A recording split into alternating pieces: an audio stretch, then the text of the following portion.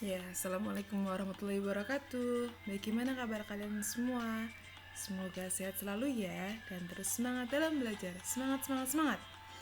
Masih bersama dengan Bu Ina. Hari ini kita akan belajar tentang bunyi. Sebelum Bu Ina jelaskan, Bu Ina mau bertanya terlebih dahulu nih. Apa yang kalian ketahui tentang bunyi? Bagaimana bunyi dapat muncul? Apa itu sumber bunyi? Apakah bunyi membutuhkan media rambat? Dan bagaimana bunyi bisa sampai ke alat pendengaran kita? Untuk menjawab pertanyaan-pertanyaan tersebut, maka tujuan belajar hari ini adalah 1. Mengetahui pengertian bunyi dan sumber bunyi. Kedua, mengetahui media rambat bunyi. Yang ketiga, mengetahui proses terdengarnya bunyi. Baik, pertama Bu Ina akan menjelaskan terlebih dahulu apa itu bunyi dan juga sumber bunyi. Bunyi adalah sebuah gelombang longitudinal yang dihasilkan dari getaran suatu benda. Getaran ini muncul karena adanya sebuah usikan.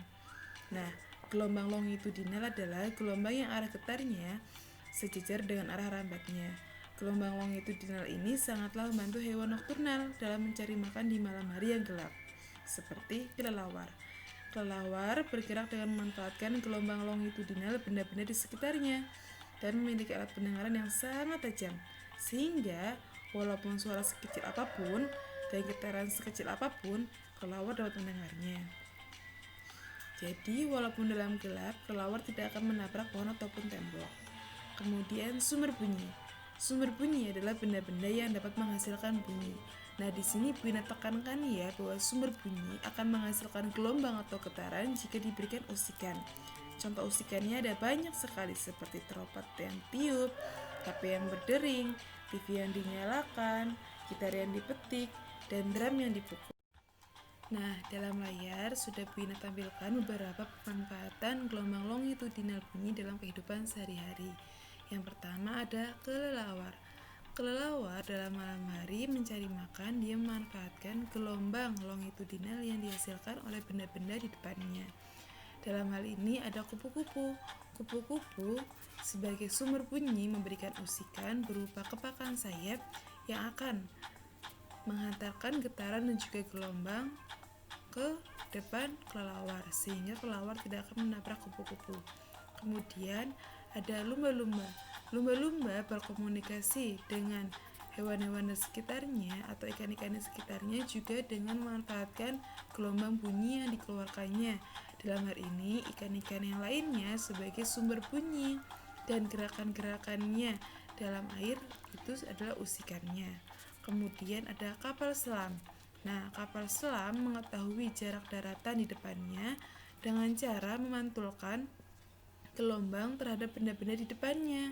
Nah, lalu daratan itu memberikan pantulan terhadap gelombang yang diberikan oleh kapal selam, sehingga kapal selam tersebut dapat mengetahui jarak daratan yang ada di depannya dan sebesar apa daratan tersebut. Nah, setelah mengetahui pengertian bunyi, sumber bunyi, dan pemanfaatan bunyi dalam kehidupan sehari-hari, sekarang Bu Ina akan menjelaskan media rambat bunyi. Media rambat bunyi ini ada 3 jenis, yaitu zat padat, zat cair, dan juga zat gas. Zat padat atau media padat adalah media yang susunan partikelnya padat atau terbentuk. Hal ini menyebabkan benda yang tersusun memiliki bentuk yang pasti dan keras, seperti meja, kursi, tembok, pohon, dan benda-benda yang lainnya. Karena susunannya yang padat ini membuat rambatan bunyi atau gelombang yang sedang merambat menjadi jelas tersampaikan.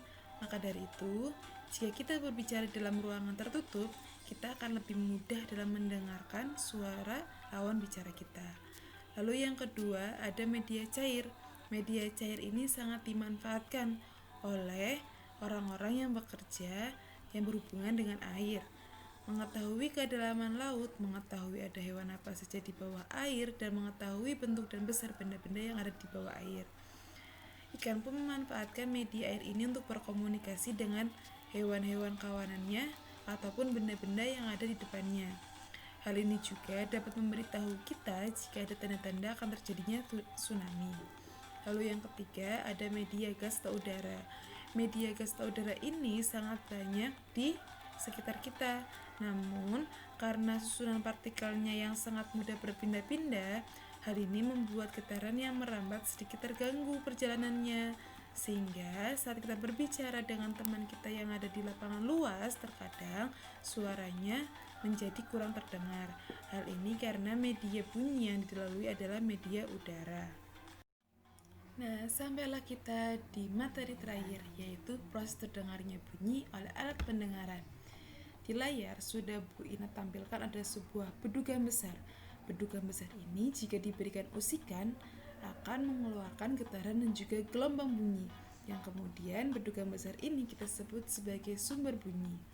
Lalu orang-orang yang ada dalam satu ruangan dengan bedugan ini akan mendengar suara bedugan yang sangat besar karena media rambatnya berupa zat padat, yaitu ada tembok dan juga lantai. Sedangkan orang yang berada di luar ruangan akan mendengarkan suara bedugan lebih kecil karena media rambatnya berupa zat udara, yaitu zat gas. Nah, di sini akan kita tambahkan, jika usikan yang diberikan itu lebih besar, maka getaran dan juga gelombang yang dihasilkan juga akan lebih besar. Hal ini menyebabkan bunyi yang dihasilkan juga akan lebih besar. Sedangkan jika usikan yang diberikan itu lebih kecil, maka getaran dan juga gelombang yang dihasilkan akan menjadi lebih kecil. Hal ini membuat bunyi yang dihasilkan juga menjadi lebih kecil. Nah, setelah ini kalian menulis soal dan juga menjawabnya ya. Nanti dikirimkan ke Bu Ina. Terima kasih. Nah, karena sudah selesai materinya, sekarang pertanyaan. 1. Sebuah sumber bunyi akan menghasilkan getaran dan juga gelombang jika diberikan. 2. Benda yang menghasilkan bunyi disebut. 3. Bunyi termasuk ke dalam jenis gelombang.